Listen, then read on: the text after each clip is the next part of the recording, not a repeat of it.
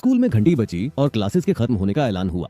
शाम का टाइम हो चुका था और सुनहरी धूप ने पूरे शहर को रोशन कर दिया। एक लड़की ने स्कूल यूनिफॉर्म पहन के अपने बाल कान के पीछे करते हुए हल्के से कहा, अरे क्या? गोल मटोल लड़के ने डर के मारे उससे कबूल किया कि उसे पसंद है। उसके चेहरे पे पसीने की बूंदें थीं क्योंकि वो परेशान था, पर वो बार बार कह रहा था कि जब से उसने डियोन को देखा है और जैसे जैसे वो उसके करीब आया उसे डियोन पसंद आने लगी है। सी वू और उसकी क्लासमेट खाली क्लासरूम में उनकी डेस्क के बीच में खाड़ी रहे थे और सूरज की रोशनी सीधी उन पर पड़ीच रही थी। डीन ने एक पल सोचा, अपने मुंह को हाथ से ढककर और फर्श की तरफ अनिश्चित नजरों से देखा। हीरो और भी घबराया हुआ था, इसलिए उसने अपनी आंखें खोली और उससे उत्सुकता से बोला, माफ करना। जब कोई पसंद ना हो और वो ऐसे कहे तो शायद अजीब लगता होगा। डायन बहुत हैरान हुई और जल्दी से बोली, नहीं ऐसा कुछ नहीं है। उसने तेजी से हाथ लहराए ताकि खुद को सफाई दे सके और फिर नीचे फर्श की तरफ देखने लगी। हिचकिचाते हुए डायन ने कहा कि सिवू बड़े दयालु और मजेदार हैं, उसे वो पसंद क्यों नहीं आएंगे। सुवू वहाँ खड़े खड़े अपनी मुट्ठी भींचे और भौचक्के होकर शर्म से लड़की की बातें सुनते रहे।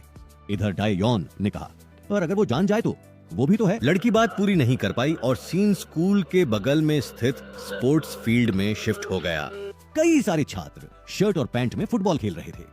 एक लड़का बास्केटबॉल हूप के नीचे खड़ा था, एक कंधे पर बैग डाले हुए। उसने अपने दोस्त को आते देखा और उसे देखते हुए धीरे से पूछा, और सब कैसा चल रहा है। वो खुद को बीच में रोककर थोड़ी देर बाद फिर बोले, लगता है पूछना भी ठीक नहीं। सियो उदास चेहरे के साथ चल रहा था। वो मायूस हो गया और उसके चारों ओर ऐसे लग रहा था जैसे काले बादल छा गए हों। आंसुओं से भरी आंखों के साथ सियो अपने दोस्त के पास चला गया, जमीन की ओर देखते हुए। इस दोस्त ने इसी बीच एसयू को, जो उससे छोटा था, अपनी बाहों में ले लिया और बोला, ठीक है, वो इस अंजाम के लिए तैयार था, है ना? सिवू कुछ नाखुशी से ऊपर देखते हुए मान लिया कि डायन ने कहा था कि वो अपनी पढ़ाई पे ध्यान देना चाहती है। लंबा लौंडा शक के साथ बगल में देखते हुए बोला, वो और अच्छा कर सकती थी, खासकर जानने के बाद वो तो अच्छी छात्रा से कोसों दूर थी। दर्द भरी आवाज और आंसुओं के साथ सिवू को समझ नहीं आ रहा था कि ये सब क्यों हुआ। वो अपनी बात पूरी नहीं कर पाया क्योंकि उसने महसूस किया कि कुछ तेजी से उसकी बाईं तरफ उड़ रहा था। उस दिशा में देखे बिना ही उसने फुटबॉल को हाथ से रोक लिया जो पहले ही टकराने वाली थी। मैदान के खिलाड़ी उसे चिल्ला रहे थे, अरे मुझे माफ करना, वो ठीक है ना? एक लड़का नारंगी बनियान पहने सेव और उसके दोस्त के पास आ रहा था, उनकी हालत जांचते हुए।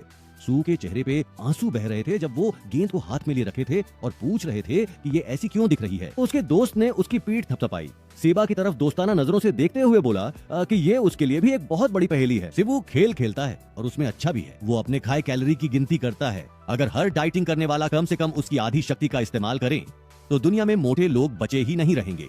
सच में सुवू तो बास्केटबॉल जबरदस्त खेलता था, आखिरी तक उछलने की क्षमता, डाइट पे नजर, रस्सी कूदना और खूब दौड़ लगाता था। उसका दोस्त ने पूछा, जब वो स्कूल से बाहर निकले और वो अस्पताल गया। सियू ने हताशा में जवाब दिया कि कई बार हो गया।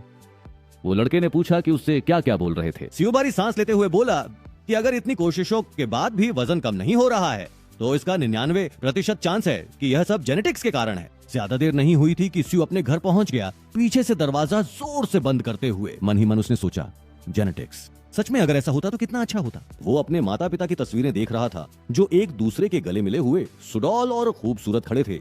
अगर ये नाइंसाफी भी होती तो वो हालात को स्वीकार कर लेता। लड़का अपने और अपनी मुस्कुराती हुई माँ की एक वयस्क के रूप में फोटो देख रहा था, अपने जवानी में भी और अब भी। उसकी माँ को तारीफों की आदत थी। फिर सू ने अपने पिता की तस्वीर पर उंगली फिराई और सोचा कि उसने कभी अपने पिता को आमने सामने देखा नहीं है, पर उनके बारे में बहुत कुछ सुना है। भले ही उनका करियर छोटा रहा, लेकिन आज भी उनके रिकॉर्ड्स और शक्ति की चर्चा होती है। रसोई की टेबल पर साई वू को एक कटोरी सलाद मिली और साथ में एक नोट भी था जिस पर लिखा था, मजबूत रहो बेटे, डाइट अच्छी होती है पर सबसे खूबसूरत तब होती है जब सेहतमंद होती है। और उसके पास ही एक मुस्कुराता हुआ स्माइली चेहरा। सेवू सोच रहा था कि क्या वो अतिरिक्त वजन मायने नहीं रखता। मेरी माँ ने कहा कि उसकी बॉडी टाइप ऐसी है कि उसे सांस लेने भर से ही अपने ख्यालात को बिल्डअप करना पड़ता है। वो बंदा अपने माथे पर बल डालकर बोला कि वो कितना गुस्से में था। उसने ऊपर वाली खाने की अलमारी खोली, कुछ नूडल्स के पैकेट देखे और बोला, डाइटिंग का क्या फायदा अगर वो काम नहीं करे तो। बंदा ने चूल्हे पर आग जला दी और सामान निकालने लगा, बड़बड़ करते हुए। उसने कितने सालों तक बेकार में मेहनत की है। बेवजह चिंता करने के बजाय अच्छे से खाना खाना उसके लिए बेहतर है। सू ने एक नूडल्स का पैकेट उठाया। वो इसे खोलने वाला था पर पता नहीं क्यों पैकेट फटने से मना कर रहा था। उसकी चेहरे से पसीने की बूंदें बह रही थीं। उसने सोचा, क्या हाल है? पैकेट खुलने से रहा और अंत में सीव को सलाद खाना पड़ा, नाटक करते हुए कि वो स्वादिष्ट है। आसमान में तारे पहले ही नजर आने लगे थे और सूरज लगभग क्षितिज के पीछे छिप गया था।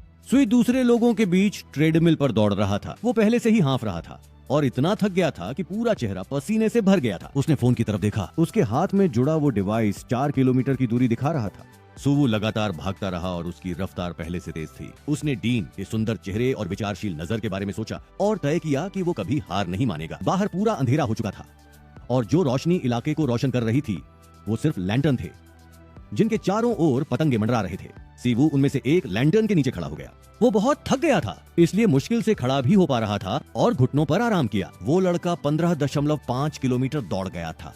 उसने अपना निजी सर्वश्रेष्ठ तोड़ दिया। सूव सीधा खड़े होने में जूझ रहा था और दर्द में भौचक्के होते हुए उसने अपनी कमर को पकड़ा, ये सोचकर कि शायद उसने बहुत ज्यादा दौड़ दिया है। चारों ओर देखकर उसने सोचा, पर क्या यह जगह हमेशा से यहाँ थी? ये पहली बार है जब उसने इसे देखा है। सीवू ने अपने हाथ पर लटके हुए फोन को पकड़ा और सोचा कि उसे मैप पर देखना चाहिए कि वो कहाँ है। अचानक एक अजीब सी जोरदार आवाज आई, कह रही थी कि सुवु हजारों स्वरों जितना फुर्तीला है। वो आदमी उस अजीब से जीव को पुल के पास पानी में तैरता देखकर डर के मारे और हैरानी से देख रहा था। सड़क की लाइट से पता चला कि वो एक बूढ़े आदमी की सफेद बाल और घनी सफेद दाढ़ी थी। ये बूढ़ा आदमी बोल पड़ा कि लगता है खून को छिपाया नहीं जा सकता। वह अचानक पुल से उछला और हवा में ऊंचा गया, फिर बिजली की रफ्तार से सिवा के बगल में उतरा। डरा हुआ स्कूल का लड़का पीछे कुछ कदम लेकर हटा, खतरा भांपते हुए। उसने सोचा कि वो भी कोई 6 मीटर की दूरी पर है और जोर से पूछा, वह ठीक है क्या? वो बूढ़ा आदमी अपनी पीठ के पीछे एक हाथ से कुछ पकड़े था और दूसरे हाथ से उसकी छड़ी थामे हुए था। बोला कि डरने की जरूरत नहीं, क्योंकि वह उसका शिकार करने नहीं आया था। उसकी गहरी और भारी आवाज से मेरी रीढ़ की हड्डी में सिहरन उठी। बूढ़े आदमी ने आगे कहा कि वह ग्रैंडपा बाबाई है, जो इस पेनिनसुला पर राक्षसों को मॉनिटर करने वाले जज का काम करता है। उसकी आंखों में बैंगनी आग थी। सू को अभी भी कुछ समझ नहीं आ रहा था और वह अजनबी की तरफ डर से देख रहा था। वह हिचकिचाते हुए बोला, मैं माफी चाहता हूँ। बाबाई ने निराशा में अपनी भवें चढ़ाईं और बोले कि लगता है ये बंदा कुछ नहीं जानता है।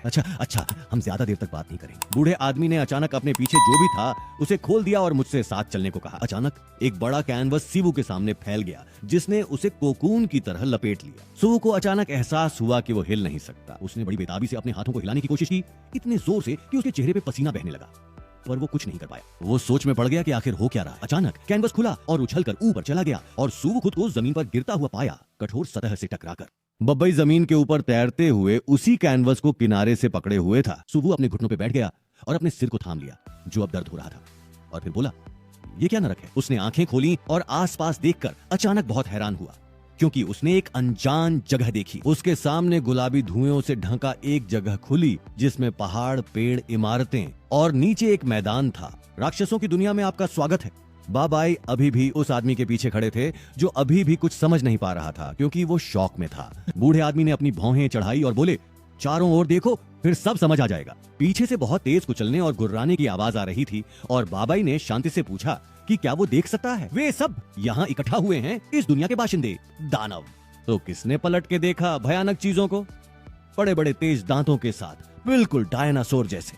वो बूढ़ा आदमी पहले जैसी ही मुद्रा में खड़ा था। एक हाथ से कैनवास को पीछे से पकड़ रखा था और दूसरे हाथ में बैसाखी थामे खड़ा था। पहले लोग दानवों से डरते थे और इन्हें देवता मानकर पूजते थे, पर अब इनकी चर्चा सिर्फ विश्वास और भूत प्रेत के तौर पर होती है। हर 660 साल में एक बार पूरी दुनिया के दानव परिवार के सभी सदस्यों में से कोरियाई प्रायद्वीप सहित दानवों के राजा को चुनने के लिए एक मेला लगता है। सू डर के मारे पीछे हट गया। उस बूढ़े आदमी की कहानी को गौर से सुनते हुए एक युवा प्रतिभाशाली दानव को चुनकर प्रत्याशी पेश किया जाता है। 66 साल पहले बहुत ऊंचे पहाड़ पर, जो मरे हुए दानवों की लाशों और कंकालों से बनी थी, वहां एक आदमी था, बहुत लंबे बालों वाला। एक दानव राजा के रूप में उभर आया। बुढ़ा आदमी बोलते जा रहा था। 606 साल बीत गए थे, पर अचानक उसकी बात कट गई, क्योंकि सू ने चिल्ला के कहा उसे रुकने को। वो समझ तो गया, लेकिन ये यहाँ पे क्या कर रहा था? बबई ने बैंगनी आंखों वाले लड़के को देखा और बोला, क्या अब तक उसने तुझे नहीं बताया क्या? हर दानव जनजाति अपना एक प्रत्याशी खड़ा करती है, और ये ऐसा एकमात्र है जिसने दानव, सर दुनिया और इंसानी दुनिया में गोब्लिन का खून पाया है। सू ध्यान से सुन रहा था, लेकिन पूरी बात समझ नहीं पाया। ठंडे पसीने उसके माथे से नीचे बहने लगे। बूढ़े ने आंखें मूंद लीं और दाढ़ी में एक बाल को खींचते हुए सही शब्द ढूंढने लगा। फिर उसने कहा, ठीक है, भले ही वो उसकी चौथी या 5वीं पीढ़ी का गॉब्लिन हो और भले ही वो मिश्रित हो। सीवा ने फिर से बुजुर्ग की बात को काटा और कांपते हुए आवाज में उससे माफी मांगी। उसे लगता है बबाई से गलती हो गई है। एक तेज आवाज आई जिसने उस लड़के को डरा दिया। उसने आंखें फाड़ के देखा, जब वो अनजान जीव आसमान में ऊंची छलांग लगा रहा था और उसके चारों तरफ तेज रोशनी बन रही थी। वो जीव जमीन पे उतरा और चारों तरफ जमीन के टुकड़े उड़ गए। सुआ ने अपना मुंह अपने हाथों से ढक लिया और अपने पैरों पे खड़ा होने की कोशिश की, जो रुई के फाहे जैसे लग रहे थे। ये अजीब। सो दोस्तों, ये था गोब्लिन्स नाइट का पार्ट 1। होप आपको ये अच्छा लगा होगा। नेक्स्ट पार्ट में 2 डेज के अंदर डाल दूंगा और चैनल को सब्सक्राइब कर देना और वीडियो में लाइक और कमेंट जरूर कर देना ताकि मेरे वीडियो और लोगों तक पहुंचे। तब तक के लिए बाय, थैंक्स फॉर वॉचिंग।